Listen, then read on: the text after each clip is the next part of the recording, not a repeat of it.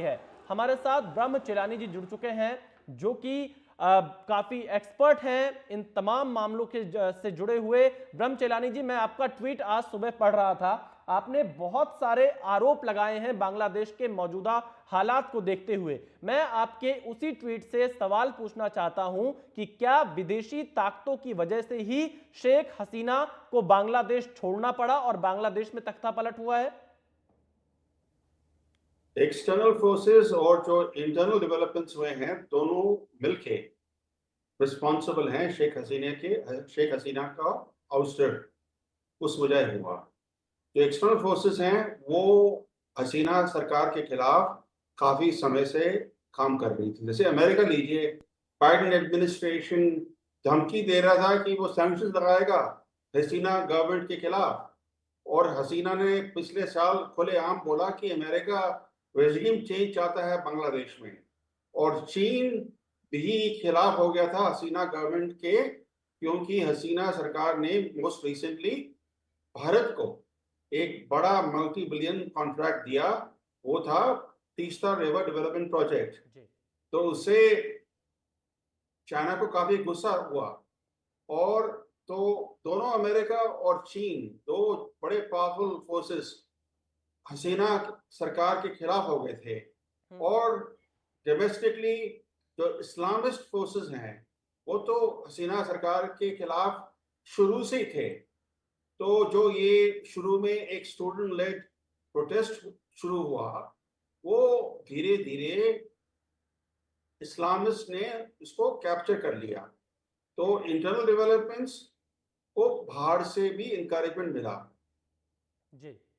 ब्रह्म चिलानी जी, आपने अमेरिका और चीन का जिक्र किया है। अगर हम अमेरिका के संदर्भ में आपसे जानना चाहें, क्योंकि हमने कई रिपोर्ट्स देखी थी जब बांग्लादेश में चुनाव हो रहे थे, उस समय अमेरिका कई वीजा सैंक्शन की बात कर रहा था, America free and fair election की बात कर रहा था, और कई बार शेख हसीना ने भी बिना नाम लिए अमेरिका की तरफ निशाना साधा। अमेरिका की कितनी बड़ी भूमिका आप देखते हैं मौजूदा हालात को लेकर? आप देखिए कि पिछले 24 घंटे में जो रिएक्शन आया है वॉशिंगटन से, उससे साफ जाहिर है कि अमेरिका खुश है कि हसीना सत्ता से हट गई हैं। और अमेरिका कह रहा है कि वो अब जो मिलिट्री इंस्टॉल्ड इंटरिम गवर्नमेंट होगी ढाका में, उसको सपोर्ट करेगा on the basis of Bangladeshi laws and the rule of law. मगर जिस तरह से शेख हसीना को हटाया गया सत्ता से, उसमें उसमें तो कोई कानून की जगह नहीं थी, अनलॉफुल था। आर्मी ने टेक ओवर कर लिया इफेक्टिवली बांग्लादेश को। हम्म। तो आप देखिए कि हिस्ट्री जो है ना बांग्लादेश की इंडिपेंडेंस से, कई मिलिट्री सरकार आई बांग्लादेश में। कुछ सरकारें मिलिट्री बैक थी, कुछ सरकारें डायरेक्टली मिलिट्री जनरल्स ने चलाई। और इन सभी सरकारों के साथ, मिलिट्री सरकारों के साथ अमेरिका के रिश्ते हमेशा जी। अच्छे रहे हैं। तो अब दोबारा मिलिट्री वापस आ गई है इफेक्टिवली सत्ता में। तो लगता है कि दोबारा अमेरिका के रिश्ते बांग्लादेश के साथ सुधरेंगे। जी।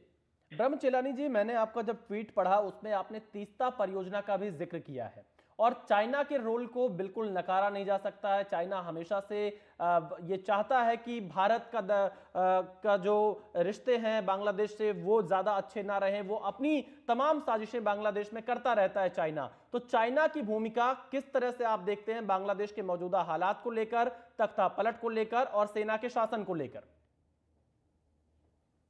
शेख हसीना की फॉरेन पॉलिसी की कोशिश थी कि एक इक्वी डिस्टेंस रहे चाइना और इंडिया के बीच, कि ना वो प्रो चाइना बने और ना प्रो इंडिया।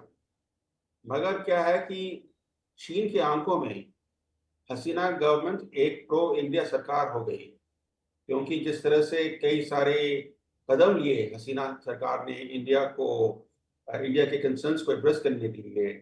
जिस तरह से हसीना सरकार ने इंडिया को ट्रांजिट राइट्स दिए बांग्लादेश के थ्रू, ये सारी जो डेवलपमेंट्स हुई, ये चाइना के आंखों के आगे एक तरह का प्रो इंडिया स्टैंड था, देखा गया। तो बीजिंग काफी समय से हसीना सरकार से खुश नहीं था। हम्म। और जब रिसेंटली शेख हसीना ने पब्लिकली कहा कि हम तो ये तीस्ता रिवर प्रोजेक्ट चीन को नहीं देंगे, भारत को देंगे, क्योंकि इसमें भारत के सिक्योरिटी कंसर्न्स इन्वॉल्व हैं, तो उससे तो चीन एकदम बहुत ही ये बिकेम वेरी एंग्री। तो लगता है कि चीन का भी कोई ना कोई इन्वॉल्वमेंट रहा है। जिस तरह से अब चीन भी काफी खुश दिखाई दे रहा है कि हसीना हट गई सत्ता से, अमेरिका भी खुश है। और ये कोई आश्चर्य की बात नहीं है। जब बांग्लादेश का जन्म हुआ था उस समय एक अमेरिका और चीन के बीच का अलायंस था, और अमेरिका ने कोशिश की कि बांग्लादेश का जन्म ना हो। और जब भारत की सेना ने इंटरवीन किया बांग्लादेश के वॉर ऑफ लिबरेशन में, तो उस समय की अमेरिका की सरकार, रिचर्ड निक्सन थे प्रेसिडेंट, उन्होंने एक nuclear capable naval task force भेजा भारत के सदर्न कोस्ट के ऑफ इसको डिप्लॉय किया भारत को धमकी देने के लिए।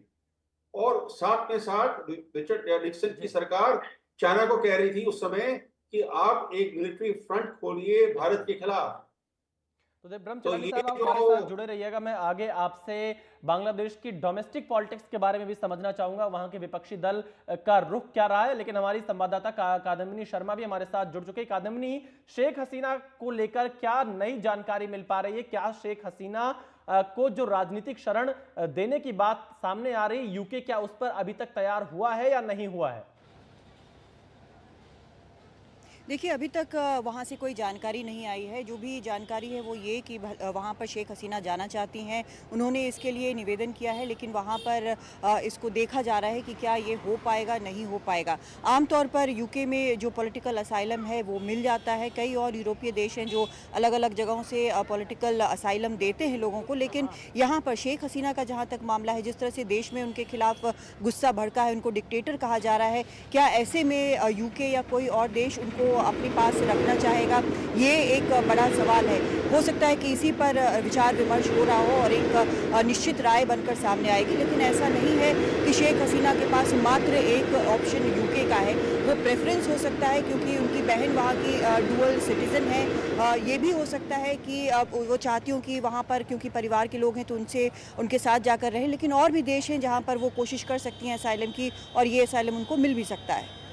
ब्रह्म चलानी साहब, आपसे मेरा सवाल यही है कि जो बीएनपी है बांग्लादेश में या फिर जमाते इस्लामी है, इन लोगों की भूमिका आप किस तरह से देखते हैं? और जो आंदोलन पिछले 1 महीने से छात्र आंदोलन हो रहे थे आरक्षण के खिलाफ या अन्य मुद्दों को लेकर, वो क्या तख्ता पलट के लिए ही था, या फिर ये धीरे धीरे गुस्सा बढ़ता गया पिछले 1 महीने में, या फिर इसकी स्क्रिप्ट बाकायदा साल दर साल लिखी जा रही थी?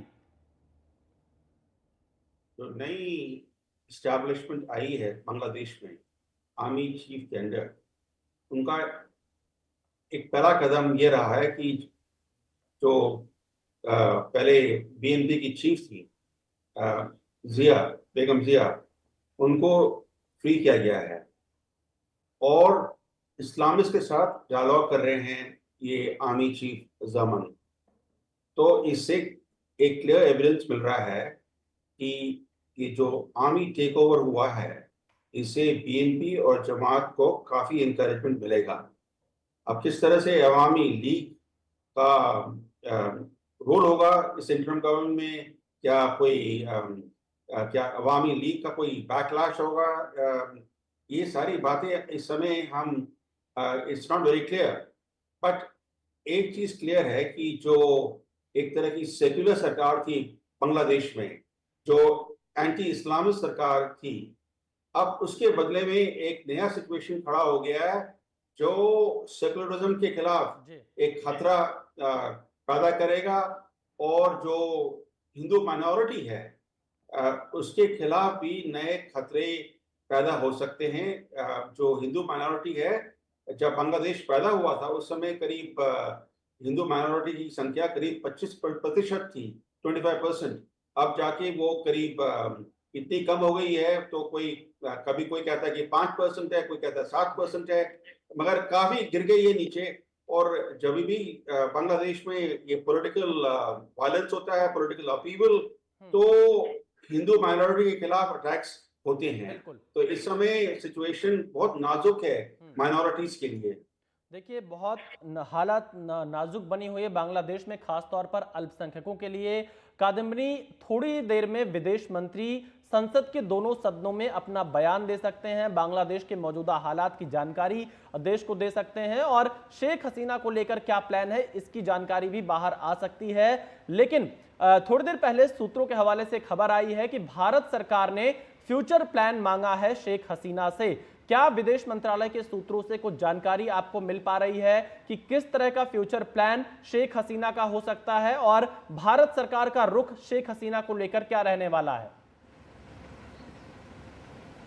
देखिए, जो भी जानकारी आएगी विदेश मंत्रालय की या यहाँ पर यूँ कहें कि भारत सरकार की, वो जब एस जयशंकर संसद में बयान देंगे वो बिल्कुल साफ़ हो जाएगा कि भारत की इस पर आगे क्या नीति रहेगी। लेकिन एक चीज़ बहुत साफ़ है कि जो सबसे सेफ़ डेस्टिनेशन शेख हसीना को लगा, 15 साल के जो बहुत करीबी रिश्ते रहे हैं, ऐसे में जब उन्होंने एंटी इंडिया एलिमेंट्स को रोका है बांग्लादेश में, वहाँ पे कट्टरपंथी एलिमेंट्स को रोका है जो कि भारत के खिलाफ काम करते रहे, तो वो उन्होंने इसको अपना हमेशा दूसरा घर बोला है और यहाँ पर वो आई हैं भागकर। शायद डिस्टेंस वाइज भी अगर हम देखें तो सबसे मुफीद यही जगह थी। अब इसके बाद निश्चित तौर पर उनको ये बताना होगा कि उनकी आगे की रणनीति क्या है, क्या वो भारत में रहना चाहती हैं या फिर वो कहीं और जाना चाहती हैं। ये बहुत सारे फैक्टर्स पे डिपेंड करता है। भारत क्या चाहेगा ये एक तरह से आज जो जयशंकर बोलेंगे संसद में उससे काफ़ी कुछ साफ हो जाएगा। ऐसा नहीं है कि हर डिटेल वो खोलकर बता देंगे, लेकिन एक दिशा ज़रूर साफ हो जाएगी कि आगे भारत इस पर क्या अप्रोच लेता है। हालांकि अगर एक एनालिसिस करके हम देखें तो भारत के पक्ष में नहीं है कि शेख हसीना यहाँ पर रहें। ये शेख हसीना के पक्ष में भी नहीं होगा कि वो यहाँ पर रहें, क्योंकि भारत को उनको एक ऐसा न्यूट्रल ग्राउंड या फिर ऐसा बनाकर रखना होगा जो भारत उनके लिए एक दरवाज़ा, एक खिड़की हो सके। बांग्लादेश के लिए अगर वो कभी वापस अपनी पॉलिटिकल करियर में आना चाहे तो भारत के लिए, और भारत का जहाँ तक सवाल है अब आगे जो सरकार वहाँ पर आती है उसके साथ वो रिश्ते किस तरह से निभाएगी। अगर शेख हसीना को यहाँ पर पनाह दी जाती है लॉन्ग टर्म के लिए तो शायद भारत के लिए वो ज़्यादा मुश्किल होगा, उसको गलत तरीके से भी देखा जाएगा। बिल्कुल बिल्कुल कादम्बरी, देखिए जैसा अभी ब्रह्मचेलानी जी ने बताया कि हालत बहुत नाजुक है और भारत भी पूरी नजर बनाए हुए बहुत ही सूझबूझ के साथ भारत इस पूरे मामले में अपने कदम उठाएगा, अपने रुख को साफ करेगा। फिलहाल आप दोनों लोग हमारे साथ जुड़े, बहुत शुक्रिया। हम आगे भी आपसे अपडेट लेते रहेंगे।